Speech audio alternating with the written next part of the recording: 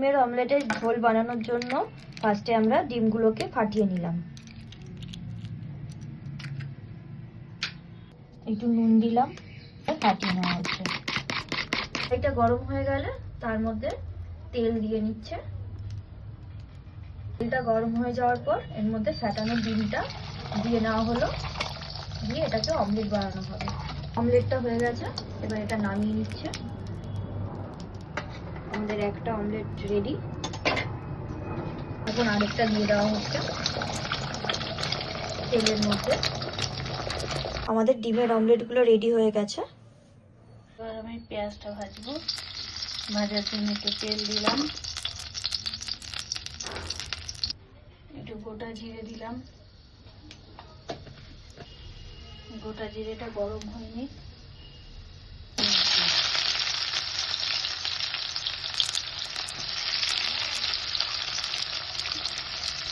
একটু পেঁয়াজ দিয়ে দিলাম। পেঁয়াজগুলো ভেজে নেওয়া হচ্ছে। ওইদিকে পেঁয়াজগুলো ভাজা হচ্ছে আর আমরা মশলাটা তৈরি করে নেব।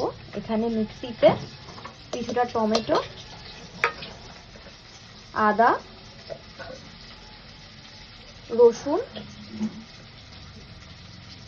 আর কটা কাঁচা লঙ্কা স্বাদ মতো দিয়ে নেব। দিয়ে এটা আমাদের পেস্টটা রেডি হয়ে গেছে। এবার এই পেস্টটার মধ্যে 1 চামচ ধনে গুঁড়ো, 1 চামচ জিরে গুঁড়ো আর 1 চামচ কাশ্মীরি লঙ্কার গুঁড়ো দিয়ে নিলাম। এবার এখানে পেঁয়াজটা ভাজা ভাজা হয়ে এসছে। এবার এই ভাজা পেঁয়াজের মধ্যে যে আমরা মশলাটা করে রেখেছিলাম সেটা দিয়ে দিলাম। এটাকে একটু নেড়ে নেবো ভালো করে। কিছুটা কষানো হয়ে গেলে এটার মধ্যে অল্প একটু হলুদ দিয়ে দেবো আর অল্প একটু স্বাদ মতো নুন দিয়ে নেব। দিয়ে এটাকে আবার একটু ভালো করে মিশিয়ে নেব। মশলাটা ভাজা ভাজা হয়ে গেছে, দেখতেই পাচ্ছেন তেলটা ছেড়ে গেছে মশলা দিয়ে। এবার এটার মধ্যে একটু গরম জল দিয়ে নেব যাতে তরকারির স্বাদটা একটু ভালো হয়, সেই জন্যই আমরা গরম জল ইউজ করব। এবার এই গরম জলটা দেওয়া হচ্ছে।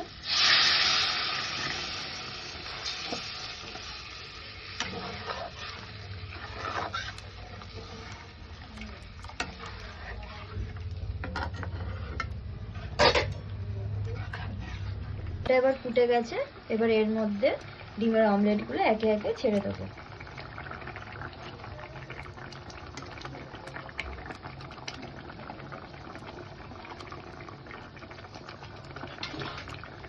এবার এটাকে আর একটু কষানোর জন্য রেখে দেবো।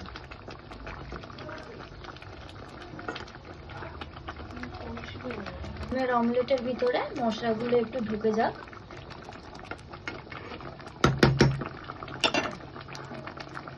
একটু আমরা এরকম ভাবে 2-3 মিনিট রেখে দেবো। আমাদের এবার ডিমের ঝোলটা হয়ে গেছে, অমলেটের ঝোলটা। আমরা এটাকে এবার নামিয়ে নেব। এটাকে নামিয়ে নেওয়া হয়েছে। এর ওপর থেকে একটু ধনেপাতা স্বাদের জন্য দিয়ে নেওয়া হবে। ধনেপাতাটা দিলে গন্ধটা খুব সুন্দর হবে।